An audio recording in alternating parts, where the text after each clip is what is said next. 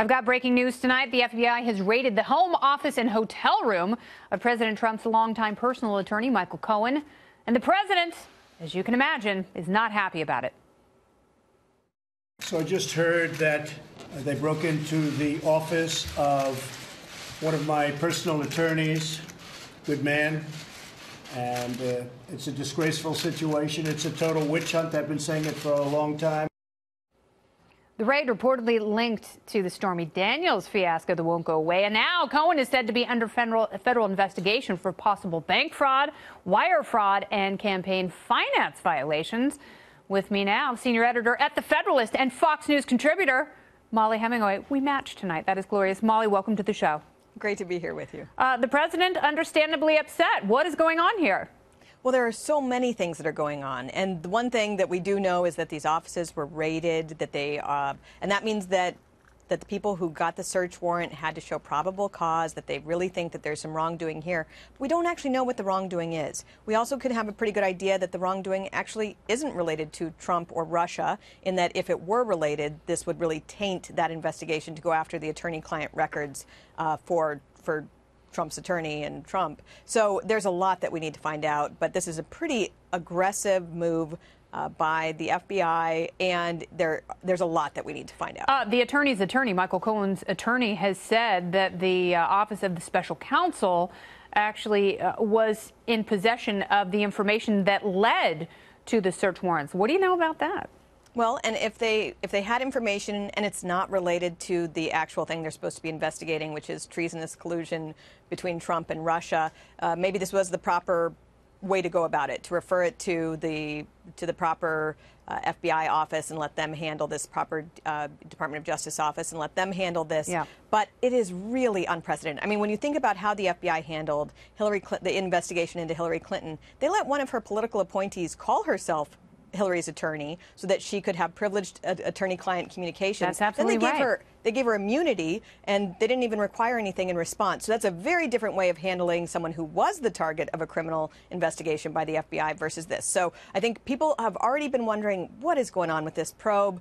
Is there anything with Trump and treason and collusion? And if they don't have evidence, they're going to start thinking this person is acting way out beyond the boundaries of what is appropriate. And I think it's important, just so everyone can have confidence in the FBI, Department of Justice, and the special counsel, for everybody to be pretty clear about what they're doing here.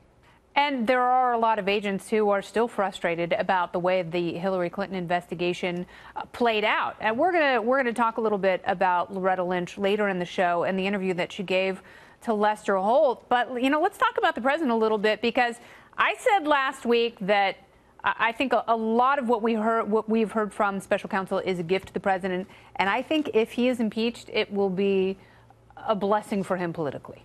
Yeah, Americans seem to forget this rule that sometimes when you impeach someone, it just makes them more popular. But again, what we've had is, since the election, we've had this coordinated campaign of people alleging treasonous collusion with Russia. We have not had any evidence to support this charge, and yet it's been very disruptive to the administration. And I think that Trump has been coming out against this, in part because he's so frustrated by it. Now, is he always surrounded by the most ethical, wonderful people? No. So it's important for everybody to kind of keep their cool and understand precisely what the charges are, but also demand accountability from the special counsel and Department of Justice. Well, I mean, that's what you want to see, and you don't want to see justice metered differently for different people. And that's part of the growing frustration. There have been a lot of people around the president who have said, don't talk about this, don't tweet about this, don't mention Bob Mueller by name, don't talk about the investigation, focus on the economy, push the tax cuts, talk about a trade war, anything but this.